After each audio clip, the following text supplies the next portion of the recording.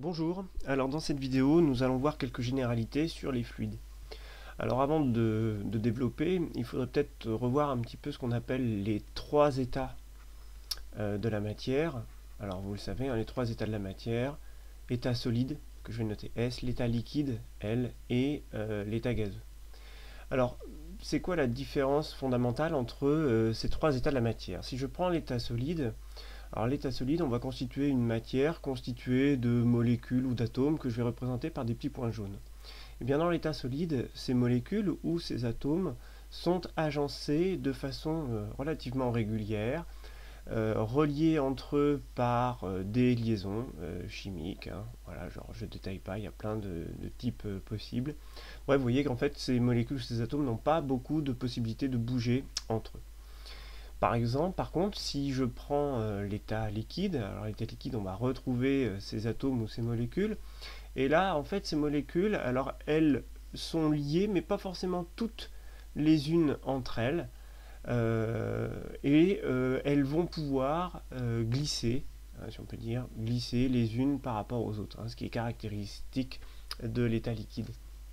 Et puis à l'état gazeux, on va retrouver ces molécules, et là, il n'y a plus aucune liaison entre ces différents atomes ou molécules. Et en fait, à l'état gazeux, ces molécules sont libres de bouger dans toutes les directions. Donc vous voyez que ce qui caractérise ces trois états, c'est que si on prend un volume donné de matière, on n'a pas le même nombre, on va avoir le même nombre d'atomes ou de molécules dans ce même volume, selon l'état solide, l'état liquide ou bien l'état gazeux. Alors qu'est-ce qu'on appelle le fluide? Eh bien les fluides regroupent ici ce qu'on appelle l'état liquide et l'état gazeux. Donc voilà, donc les fluides c'est quoi? Les fluides ce sont des liquides, les liquides et les gaz. Alors quelles sont les propriétés physiques importantes des fluides? La particularité c'est que ces fluides n'ont pas de forme propre. Alors quand on dit forme propre, propre c'est pour propriété, hein, ça veut dire qu'il n'y a pas une forme qui caractérise un état fluide. Donc voilà la forme, ce qu'on appelle donc une forme propre, une forme qui appartient au liquide ou au gaz. On dit en général que les liquides et les gaz prennent la forme du récipient qui les contient, ce qui n'est pas le cas du solide. Hein, l'état solide, un solide a bien une forme caractéristique. Et puis, autre particularité, alors là par contre il va falloir faire une petite différence entre les gaz et les liquides. En ce qui concerne les gaz on dit qu'ils sont expansibles. Alors expansibles, hein, ça veut dire qu'on peut augmenter leur volume ou à l'inverse, diminuer leur volume. Dans ce cas-là, on dira qu'ils sont compressibles. Donc là, il y a plein d'exemples. Hein. Vous prenez une pompe à vélo, vous bouchez l'extrémité de la pompe à vélo et vous appuyez sur votre pompe, vous allez bien comprimer le gaz, l'air entre autres, hein, qui est à l'intérieur de la pompe de vélo. Expansible. Alors, les liquides, par contre, eux, ont la particularité d'être incompressibles. Alors, incompressibles, c'est une des raisons pour lesquelles on va les utiliser dans des systèmes hydrauliques. On verra ça un petit peu plus tard. La particularité de ces fluides, on pourra dire que ces fluides s'écoulent. Hein. On peut avoir des écoulements fluides. Hein. Pourquoi? Parce que les molécules sont capables de bouger les unes par rapport aux autres. Alors une autre particularité aussi des fluides, on parlera d'agitation moléculaire. Alors agitation moléculaire, en fait ces atomes ou ces molécules hein, que j'ai représentées ici, elles sont en mouvement les uns par rapport aux autres, les unes par rapport aux autres. C'est ça ce qu'on appelle l'agitation moléculaire. Et cette agitation, en fait, elle est caractérisée par une grandeur. Cette grandeur, c'est la température absolue. La température absolue, c'est une valeur qui va caractériser cette agitation. Plus la température absolue est grande et plus l'agitation moléculaire est importante. Alors, cette température absolue en physique, on la note T, T majuscule, et elle se mesure en Kelvin. Le symbole du Kelvin, c'est un K majuscule. Alors, puisque ça caractérise l'agitation moléculaire, il y a une valeur particulière, hein, c'est 0 Kelvin. Quand la température absolue, ou si la température absolue est de 0 Kelvin, ça veut dire qu'il n'y a plus d'agitation. Il n'y a pas d'agitation moléculaire. Cette température-là, on l'appelle aussi le zéro absolu. Voilà la caractéristique de la température absolue. Alors, cette température absolue T en Kelvin, il faut savoir aussi convertir cette température absolue en température centésimale, qui est la température qu'on utilise nous, qui est le degré Celsius.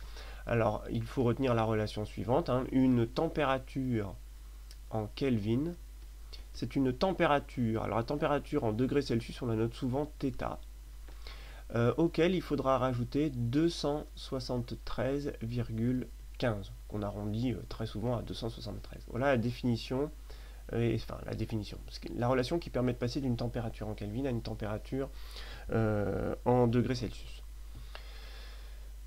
Voilà pour cette petite introduction. Alors, à partir de là, on va pouvoir définir différentes notions, notamment la notion de masse volumique d'un fluide.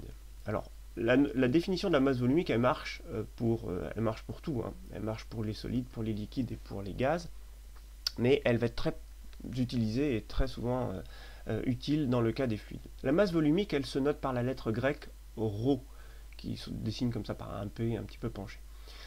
Elle a pour définition la relation suivante. La définition est dans le mot, hein. La masse volumique, c'est tout simplement la masse d'un échantillon, hein, divisé par son volume. La masse, vous l'exprimerez en kilogrammes, le volume, vous l'exprimerez en mètres cubes, ce qui vous donnera une masse volumique en kilogrammes par mètre cube. Voilà la définition qu'il faut connaître, définition donc de la masse volumique. Alors, pour calculer des masses volumiques, il faudra connaître des masses en kilogrammes sur des volumes en mètres cubes. Petite particularité, petite difficulté, il faudra bien se rappeler que 1 mètre cube, c'est égal à 10 puissance 3 litres, hein, 1000 litres, et inversement, 1 litre, c'est 1 millième de mètre cube, donc 10 puissance moins 3 mètres cubes, et je vous rappelle aussi que 1 litre, c'est la même chose que 1 décimètre cube. Pour faire toutes ces conversions de volume, je vous laisse retourner, je vous laisse regarder la vidéo concernant les conversions, hein, d'unités. Quelques exemples de masse volumique, les masses volumiques les plus courantes. Alors la masse volumique de l'eau, c'est 1000 kg par mètre cube, hein, ou autrement dit 1 kg par litre. La masse volumique de l'air, l'air a bien une masse, hein, et quand on pèse, et je vous expliquerai pas ici comment on fait, mais quand on pèse 1 mètre cube d'air, eh bien on arrive à peu près à 1,3 kg par mètre cube. Bon, il y a une petite expérience qui permet de calculer la masse d'un litre d'air. Vous pouvez retourner voir dans les livres de 4e où vous retrouverez ça sur internet avec un ballon de basket, bon, etc. Je développe pas ça ici.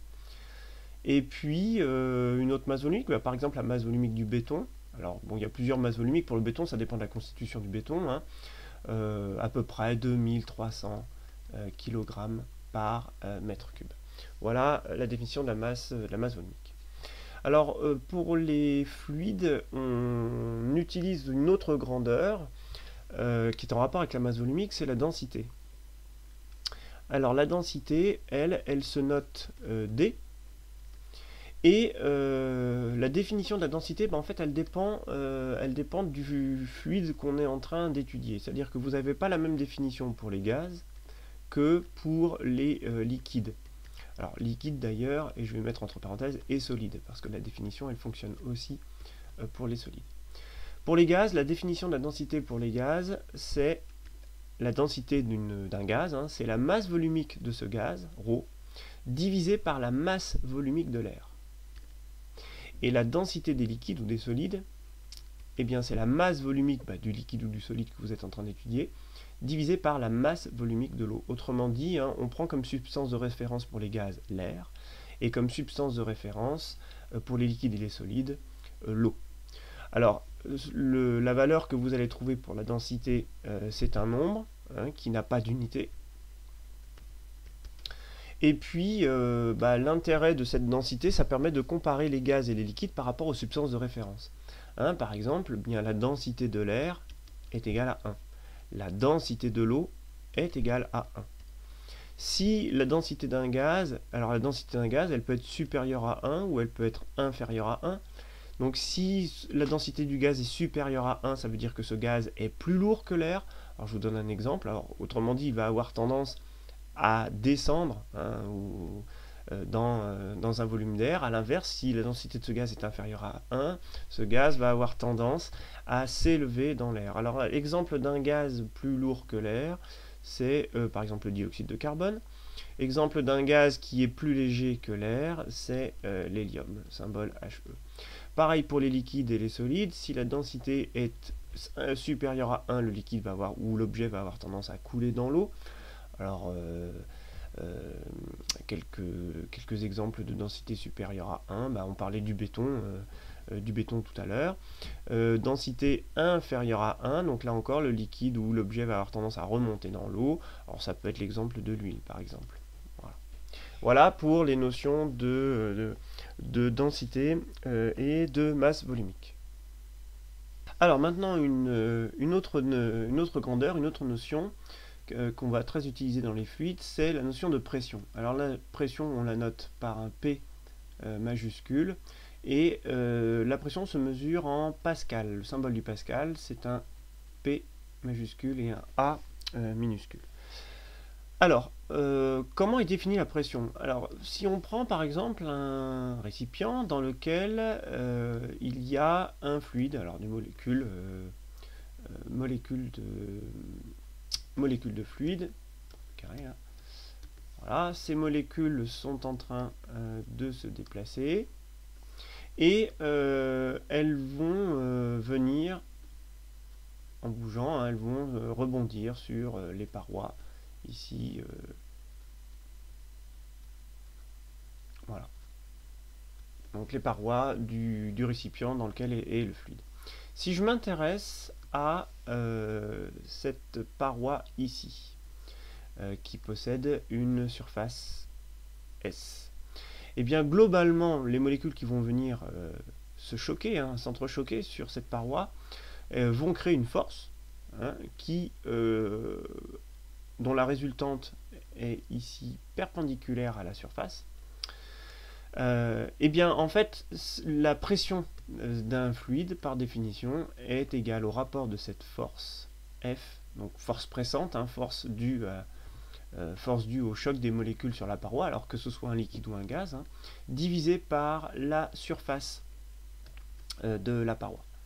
Alors au niveau des unités, hein, on a bien une force en newton, une surface en mètres carrés, et donc une pression en pascal.